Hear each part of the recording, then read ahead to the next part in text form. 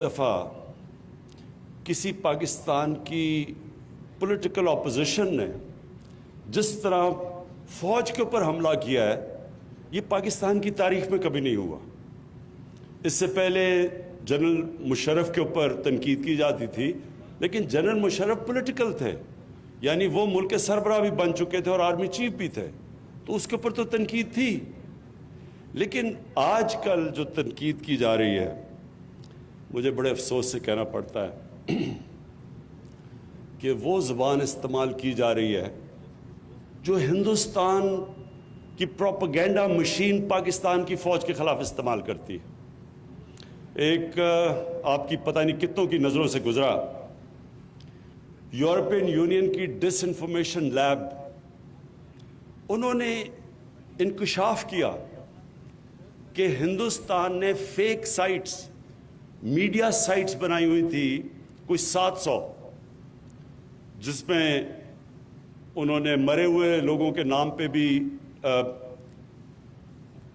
News items ان کے نام سے بھی دیتے تھے، پھر اخباروں کے فیک اخبار بنائے ہوئے تھے، اور اس کا صرف سب سے زیادہ مقصد یہ تھا کہ پاکستان کو ایک بری نظر میں دنیا میں پیش کریں، پاکستان میں کہیں کہ افراتفری پڑی ہوئی ہے، تاکہ کوئی باہر سے سرمایہ کاری نہ کرے پاکستان میں۔ اور پھر پاکستانی فوج کو خاص طور پہ ٹارگٹ کیا گیا، کیونکہ ہندوستان چاہتا ہے کہ پاکستانی فوج کمزور ہو، اور اب سے نہیں، پہلے سے وہ چاہتے ہیں، ان کی پوری ایک پلاننگ ہے کہ دنیا میں پاکستانی فوج کو ایک ایسی نظر پیش کیا جائے کہ وہ ایک روگ آرمی ہے، وہ دہشت گرد ہیں۔ نریندر مودی پچھلے آرمی چیف کو تو کھل کے کہتے تھے کہ دہشت گرد ہے۔ تو بدقسمتی سے پتہ یہ چلا کہ یہ جو فیک سائٹس تھیں ہندوستان کی، یہ اس اپوزیشن کو بھی یہ جو اے پی ڈی ایم ہے، اس کو بھی آگے وہ پروموٹ کر رہے تھے، اور کئی ایسے صحافی ہیں جو ان کو بھی پروموٹ کرتے ہیں، اور وہ ہندوستان کی اس ڈس انفارمیشن کے حصہ تھے۔ تو کہنے کا مقصد یہ ہے کہ پہلی دفعہ ہوا ہے کہ پاکستان کی اپوزیشن اس طرح پاکستان کی فوج کو ٹارگٹ کر رہی ہے، آرمی چیف کو، آئی ایس آئی چیف کو۔ اس کی کوئی پہلی مثال نہیں ہے۔ اور ٹارگٹ کیا کر رہے ہیں، کیا رہے ہیں کہ جناب الیکشن جو تھا وہ انہوں نے، کیونکہ فوج نے دھاندلی کروائی، اس لیے سلیکٹڈ گورنمنٹ ہے۔ تو اس کے لیے کوئی ان سے پوچھے کہ اگر الیکشن میں دھاندلی ہوئی تھی تو کیا آپ گئے تھے الیکشن کمیشن کے پاس؟ کیا آپ سپریم کورٹ گئے؟ کیا آپ پارلیمنٹ میں آئے؟ کوئی آپ نے فورم پہ کہا کہ دھاندلی ہوئی ہے؟ تو آج جب امریکہ میں الیکشن ہوا تو جب ریپبلکنز کہنا شروع ہوئے کہ الیکشن میں دھاندلی ہوئی، تو میڈیا پہلے کہتا تھا کہ انہوں نے ابھی تک کوئی ثبوت نہیں دیے، یعنی وہ میڈیا کہنے کے لیے نہیں تیار تھا دھاندلی جب تک ثبوت نہ ہو۔ تو نہ ثبوت دیے، نہ کسی فورم پہ گئے، اور پاکستانی فوج کو اٹیک کرنا شروع کر دیا کہ جی انہوں نے ایک سلیکٹڈ حکومت لے کے آئے۔ اور اصل میں ہم ساری قوم جانتی ہے کہ 30 سال سے یہ جو ان کے لیڈران ہیں، انہوں نے دونوں ہاتھوں سے ملک کو لوٹا ہے۔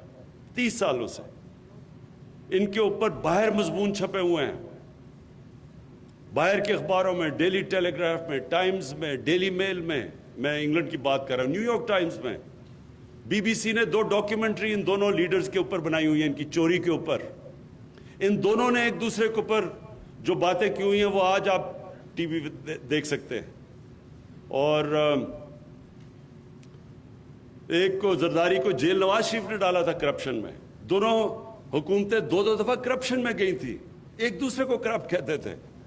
تو آج صرف اپنی چوری بچانے کے لیے ایک ملک کی وہ انسٹیٹیوشن جو اگر آج کبھی بھی پاکستان کو ایک مضبوط فوج کی ضرورت ہے تو آج ضرورت ہے۔ اور کیوں ضرورت ہے؟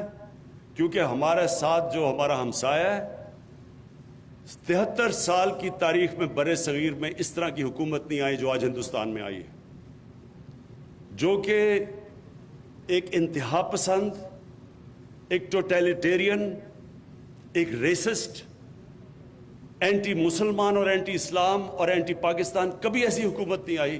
اور جو انہوں نے کشمیریوں سے کر رہے ہیں. اور اس ٹائم پہ اپنی فوج کو اٹیک کرنا اور پھر اپنی فوج کو کہنا کہ ایک الیکٹڈ حکومت کو گرا دو.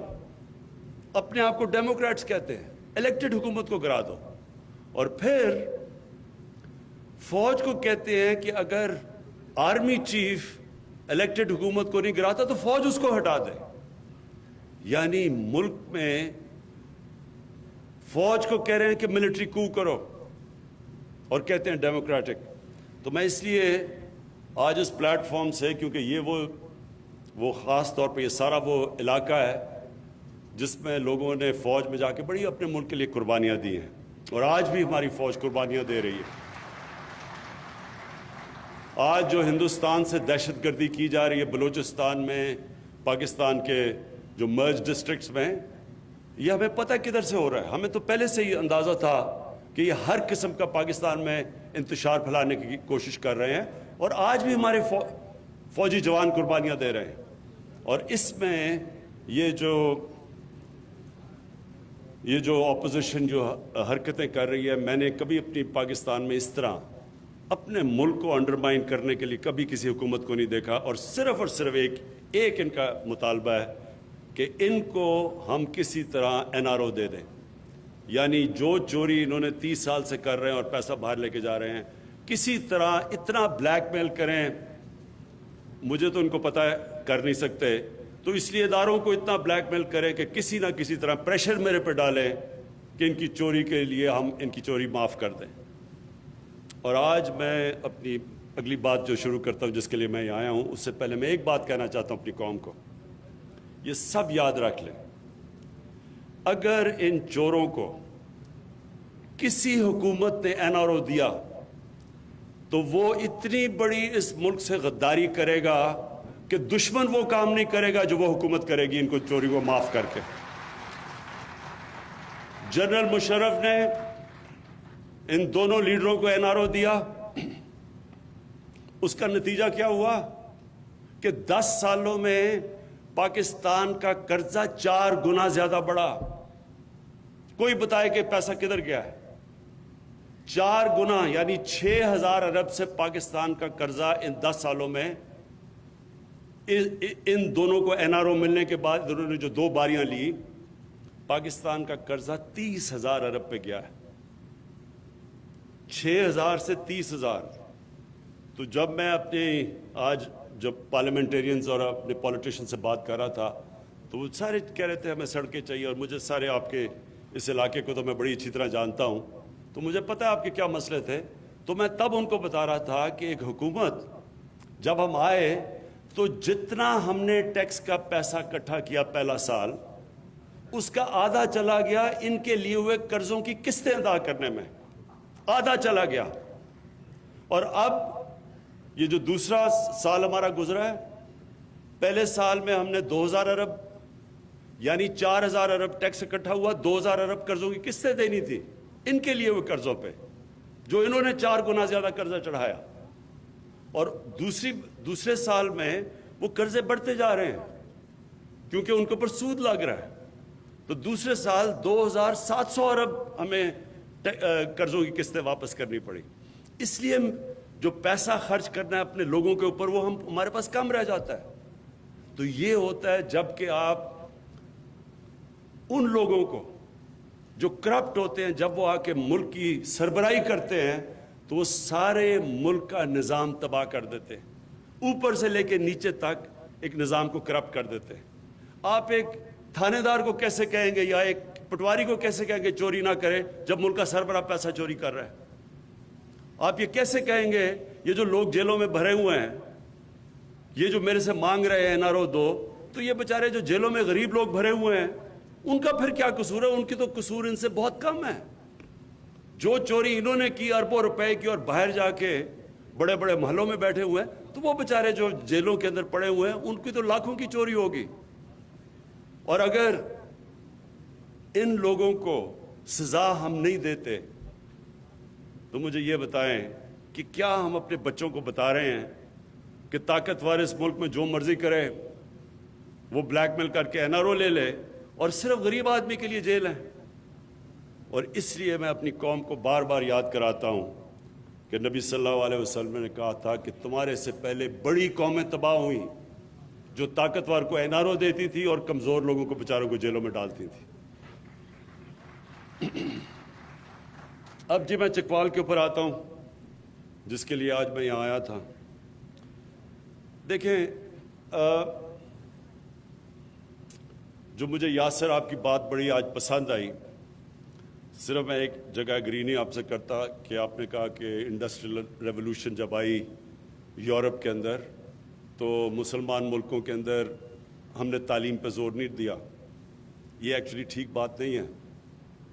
جب یورپ کے اندر انڈسٹریل ریولوشن آئی تو اس کی ایک اور بہت بڑی وجہ تھی، اس کے ساتھ ساتھ یورپ کے اندر ڈیموکریٹک موومنٹ بھی شروع ہو گئی، اور جو وہاں جب انڈسٹریل ریولوشن آئی تو ان کی جو لیڈرشپ تھی وہ میرٹ کے اوپر آنی شروع ہو گئی، اور وہ اکاؤنٹیبل تھی، یعنی قانون کے نیچے تھی ان کی لیڈرشپ۔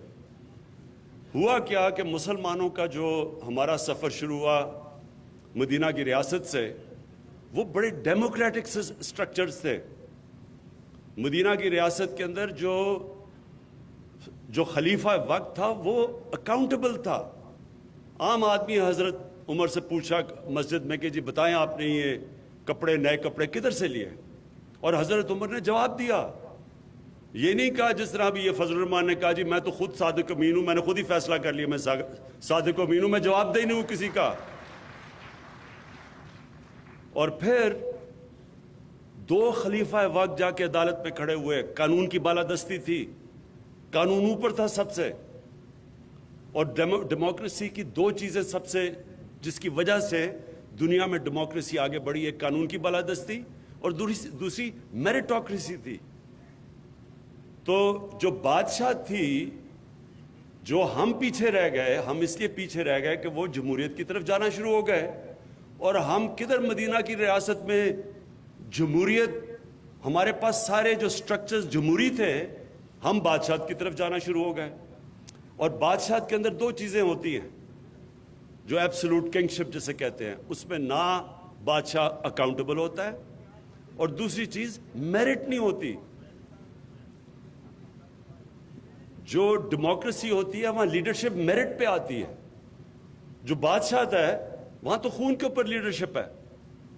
اب آپ یہ دیکھ لیں، دونوں بڑے بڑے جو اس ملک میں جنہوں نے 30 سال میں اس ملک میں چوری کی اور آج اربوں پتی ہیں اور باہر بھی پیسہ ان کا اور بچے بھی باہر ہیں، ان کے جو دو بچے، اب ایک کا بیٹا ایک کی بیٹی اب جو یہ NRO کے جلسے کر رہے ہیں، تو ان سے کوئی پوچھے کہ آپ کی کوالیفیکیشن کیا ہے، کیا وجہ ہے کہ آپ دونوں پارٹیز کے سربراہ بنے ہوئے ہیں، کیا کیا آپ نے؟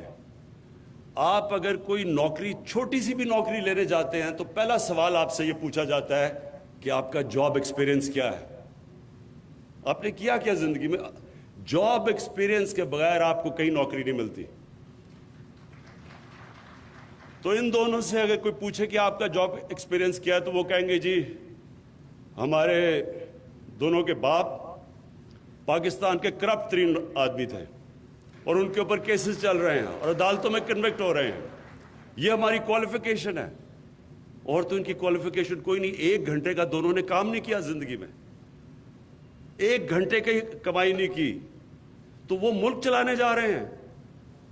آپ ایک فیکٹری کی فیکٹری کے لیے آپ ذرا MD کو ذرا ریکروٹ کریں گے تو ذرا دیکھیں وہ کیا کیا سوال پوچھتے ہیں اس فیکٹری سے کہ بتائیں تم نے کیا کیا کیا زندگی میں۔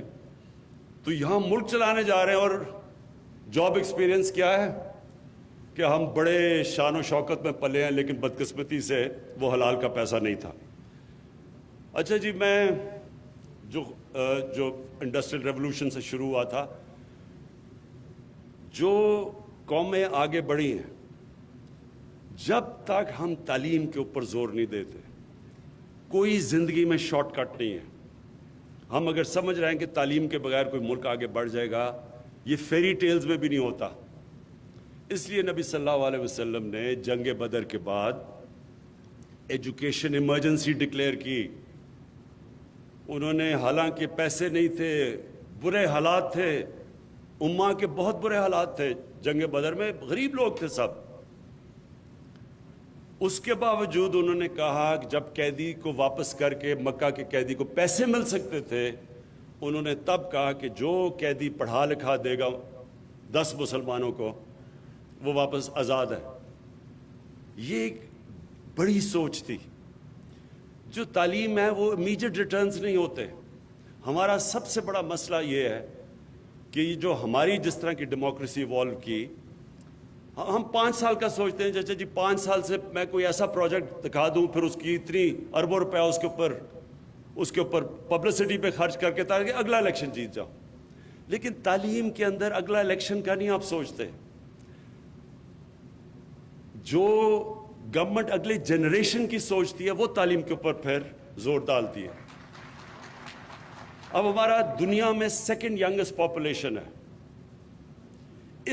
اس آبادی کو جتنا ہم ویلیو ایڈ کر سکیں, ویلیو ایڈ کا مطلب کہ جتنی بہترین تعلیم, ہنر سکھا سکیں, ٹیکنیکل ایجوکیشن دے سکیں, اور دنیا اب کھڑی ہے ایک اور ٹیکنالوجی کی ریولوشن پہ. نئی نئی چیزیں آ گئی ہیں, آرٹیفیشل انٹیلیجنس, ایسی ٹیکنالوجیز اتنی تیزی سے ایڈوانس کر رہی ہیں.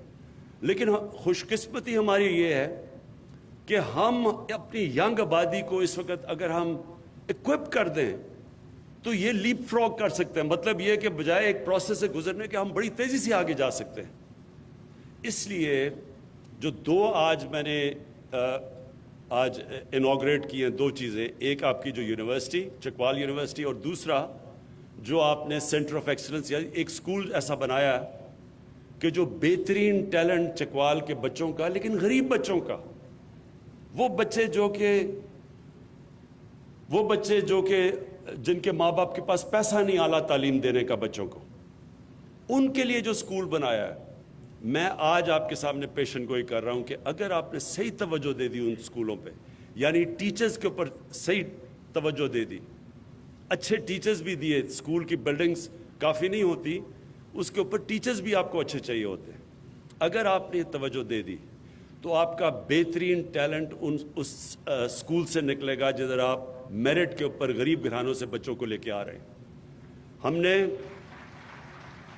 نمل یونیورسٹی میں ساتھ ہی ہے, کبھی آپ کو موقع ملے ضرور جا کے دیکھیں, کیونکہ مجھے اس کا بڑا فخر ہوتا ہے اس یونیورسٹی کا.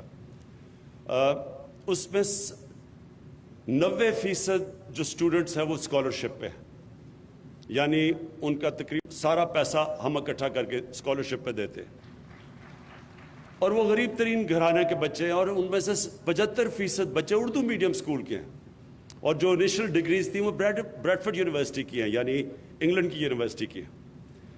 لیکن آپ کو حیرت ہوگی کہ جو ان کا رزلٹ ہے, جس طرح کے وہ بچے پڑھتے ہیں, اور جو ان کے اندر ڈرائیو ہے, جو ہنگر ہے, جو بھوک ہے, وہ بریڈفورڈ یونیورسٹی کی ڈگریز لے رہے ہیں, اور بریڈفورڈ یونیورسٹی سے جو پرسنٹیج ہے فرسٹ ڈویژنز کی وہ نمل یونیورسٹی کی زیادہ ہے. کہنے کا مطلب یہ ہے کہ جب آپ موقع دیتے ہیں ان کو جن کے اندر ایک آگ لگی ہوتی ہے کہ ہم کسی نہ کسی طرح زندگی میں اوپر جائیں, اور ان کو موقع دے دیتے ہیں اچھا تعلیم دے کے, اور پھر وہ یہ جب سوچتے ہیں کہ میں اپنے خاندان کو بھی اوپر لے جاؤں گا, اپنی فیملی کو بھی اٹھا دوں گا, اپنی زندگی بہتر کر لوں گا, وہ کئی دفعہ وہ اسکول جن کے اندر بچے پیسے والے گھروں کے آتے ہیں وہ مقابلہ نہیں کر سکتے. اور یہ نمل یونیورسٹی میں آپ دیکھ لیں کہ نہیں, وہ جو نمل یونیورسٹی کے اندر جس طرح کے بچوں کے اندر ڈرائیو ہے وہ نظر آتی ہے ان کے رزلٹس پہ. اور اس لیے یہ جو آپ نے ایک پہلے اسکول, میں سمجھتا ہوں کہ اسکول میں سے آپ کا بہترین ٹیلنٹ نکلے گا. دوسرا جو یونیورسٹی ہے یہ بڑی ضرورت تھی یہاں سارے علاقے کے لیے, کوالٹی کی یونیورسٹیز یہ جو آپ بنانے جا رہے ہیں, میں آپ کو مبارک بھی دیتا ہوں, اور آپ یقین دلاتا ہوں کہ پوری طرح انشاءاللہ میں آپ کی اس میں سپورٹ کروں گا ہر تک, اینڈ تک. اور پھر جو ہاسپٹل ہے یہ بہت ضروری ہے, یہ جو 500 بیڈ کا ہاسپٹل بنا ہے اس کی بڑی ضرورت ہے اس سارے علاقے میں. آبادی ہماری بڑھتی جا رہی ہے, ہمارے پاس اتنے ہاسپٹلز نہیں, نرسز نہیں, ڈاکٹرز نہیں. تو یہ جو آپ پہلا تو یہ قدم ہے کہ اس علاقے میں ایک ہاسپٹل کی بہت ضرورت تھی. تو یہ جو آپ نے 500 بیڈ کا ہاسپٹل بنایا اور یہ جو شروع کر رہے ہیں آپ، اس کے لیے پھر سے میں آپ کو ریپیٹ کرتا ہوں کہ پوری ہم سپورٹ دیں گے. لیکن میں آپ کو یہ بھی بتا دوں کہ جو پاکستان میں جتنے ہاسپٹل کی ضرورت ہے وہ گورنمنٹ نہیں بنا سکتی، اور اس کے لیے ہم نے ایک ایسا زبردست، اور میں دونوں پنجاب اور پختونخوا کی گورنمنٹس کو خاص طور پہ خراج تحسین پیش کرنا چاہتا ہوں کہ جو ہیلتھ کارڈ لے کے آئے ہیں یہ انشاءاللہ آپ دیکھتے رہیں. میں آپ کے سامنے یہ بھی پیشن گوئی کرتا ہوں کہ 5 سال 6 سال 8 سال 10 سال تک، میکسیمم 10 سال تک یہاں کا جو ہیلتھ سسٹم ہوگا، ہمارے سے بڑے امیر ترین ملکوں کا بھی وہ ہیلتھ سسٹم نہیں ہوگا جو پاکستان کا بننے جا رہا ہے. اور وہ کیوں؟ وہ اس لیے کہ ہیلتھ کارڈ میں ہر خاندان میں، اور فیصلہ ہوا ہے کہ اگلے سال کے اینڈ تک ہر پنجاب کا اور پختونخوا کا خاندان اس کے پاس ہیلتھ انشورنس ہوگی. اس کو کہتے ہیں یونیورسل ہیلتھ کوریج. یہ آپ حیران ہوں گے، میں پھر سے کہہ رہا ہوں، امیر ترین ملکوں کے اندر بھی یونیورسل ہیلتھ کوریج نہیں ہے. یہ جو کارڈ ہے ہیلتھ کارڈ، اس سے کیا ہوگا؟ اب تک کیا ہوتا تھا کہ اچھے پرائیویٹ ہاسپٹل صرف بڑے شہروں میں چلے جاتے تھے، کیونکہ پیسہ تو بڑے شہروں میں ہے، تو چھوٹے شہروں میں پرائیویٹ ہاسپٹل بناتا ہی کوئی نہیں تھا. اب ہم پرائیویٹ ہاسپٹلس کو انکریج کر رہے ہیں. انشاءاللہ ان کو سستی زمینیں دیں گے ہاسپٹل پرائیویٹ سیکٹر کو آنے میں. ساری ان کی جو اکوپمنٹ پاکستان میں، ہیلتھ ہاسپٹل کی اکوپمنٹ پاکستان میں نہیں بنتی، ساری وہ ہم ان کو ڈیوٹی فری اجازت دیں گے باہر سے امپورٹ کرنے کی. اور اس کے بعد ہیلتھ کارڈ کی وجہ سے جب عام ہر گھر کے پاس ایک ہیلتھ کارڈ آ جائے گا گھرانے میں، تو کوئی بھی جا کے، اور ہیلتھ کارڈ میں آپ کسی بھی ہسپتال میں جا کے اپنا علاج کروا سکتے ہیں. یہ نہیں کہ صرف گورنمنٹ ہاسپٹل، کسی بھی پاکستان کے ہسپتال میں ہیلتھ کارڈ سے آپ اپنا علاج کروا لیں گے. اس سے یہ ہوگا کہ غریب ترین علاقوں کے اندر جب سب لوگوں کے پاس ہیلتھ فیملیز کے پاس ہوگا تو پھر پیسہ کا تو مسئلہ نہیں ہوگا. تو اس سے انشاءاللہ پورا ہم اپنا ایک ہیلتھ سسٹم کھڑا کریں گے پاکستان میں، جو کہ سارے علاقوں کو کور کرے گا، غریب علاقوں کو بھی. اور یہ میرا ایک، مجھے انشاءاللہ جب لوگ کہتے ہیں کہ کیا، میرے سے پوچھتے ہیں کہ آپ کے جب 5 سال پورے ہوں تو آپ کیا چاہیں گے کہ پاکستان میں کیا چیز ہوگی تو آپ سمجھیں گے آپ کامیاب ہوں. تو میں 5 سال کے اپنے بعد سب سے پہلے یہ چاہوں گا کہ ہم اپنا جو قرضے ہیں، جو کرنٹ اکاؤنٹ، جو ہمارے ڈیفیسٹس ہیں، ایک بیرونی خسارہ ہے اور ایک اندرونی خسارہ ہے. تو میں یہ چاہوں گا کہ یہ دونوں خساروں کو ہم کم کر کے ادھر لے آئیں کہ پاکستان اپنے پیر پہ کھڑا ہو جائے. جو بیرونی خسارہ ہے وہ تو آپ کو، مجھے سب سے زیادہ فخر یہ ہے کہ پچھلے 5 مہینے میں جو ہمارا، جس کو کرنٹ اکاؤنٹ کہتے ہیں، اس کا جو سب سے بڑا خسارہ ہمیں ملا تھا 2.25 سال پہلے. آج میں فخر سے یہ کہتا ہوں کہ 5 مہینے مسلسل ہمارا جو کرنٹ اکاؤنٹ ہے وہ سرپلس میں چلا گیا ہے، اور 17 سال کے بعد یہ ہوا ہے. اب دوسری زور لگانا ہے کہ اپنا جو فسکل ڈیفیسٹ ہے، یعنی ہماری جو آمدنی ہے وہ ابھی بھی کم ہے، ہمارے خرچے زیادہ ہیں. لیکن ابھی تک مجھے اس کا ابھی تک یہ فخر ہے کہ آج اگر ہمیں قرضوں کی قسطیں واپس نہ کرنی پڑیں، جو کہ قرضے پچھلوں نے لیے تھے، تو ہم نے اپنی آمدنی اور خرچے کو اب بیلنس کر لیا. یعنی ہمارا خسارہ نہیں ہے. اب خسارہ تب آتا ہے کیونکہ ہمیں یہ قرضوں کی قسطیں دینی پڑتی ہیں. اور انشاءاللہ وہ آمدنی ہم بڑھانے کی پوری اب زور لگا رہے ہیں، اپنے ملک میں ویلتھ کریشن کر رہے ہیں. اور مجھے پورا یقین ہے کہ انشاءاللہ جب اگلے ہمارے 5 سال پورے ہوں گے تو یہ سب سے پہلے تو یہ کہ جو قرضوں کا بوجھ ہے انشاءاللہ اس کو کم کریں. اس کے بعد جو دوسری چیز ہے کہ عام آدمی کی زندگی کیسے بہتر ہو.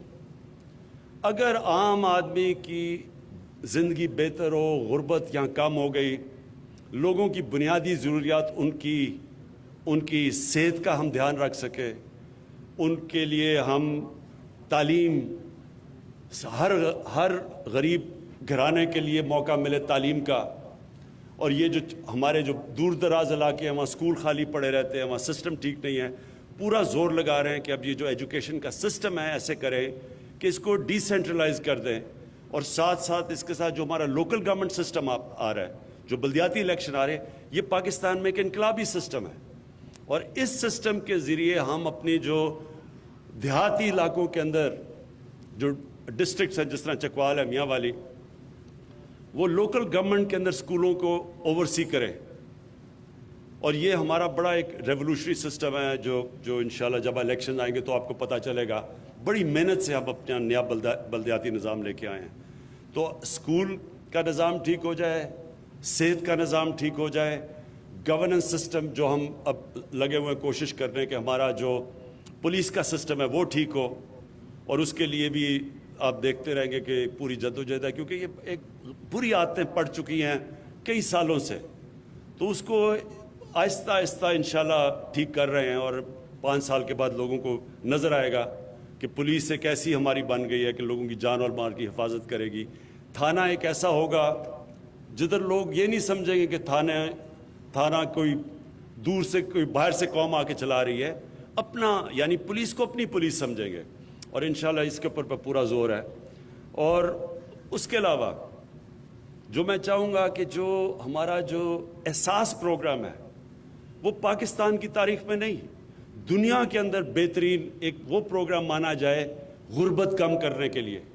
ہم ایک بڑی یہ جو ابھی بھی ہمارا احساس پروگرام جو کرونا کے دور ہم نے جس طرح پیسے بانٹے غریب لوگوں کے اندر, یہ تو دنیا بھی ابھی سمجھتی ہے, اس کی خراج تحسین پیش کرتی ہے پاکستان کو کہ بہترین طریقے سے شفافیت سے اور بڑے تھوڑے وقت میں اتنا زیادہ ہم نے پیسہ بانٹا غریب لوگوں میں, جس سے بچ کے ہی ہماری عوام لاک ڈاؤن میں جو تباہی مچی تھی.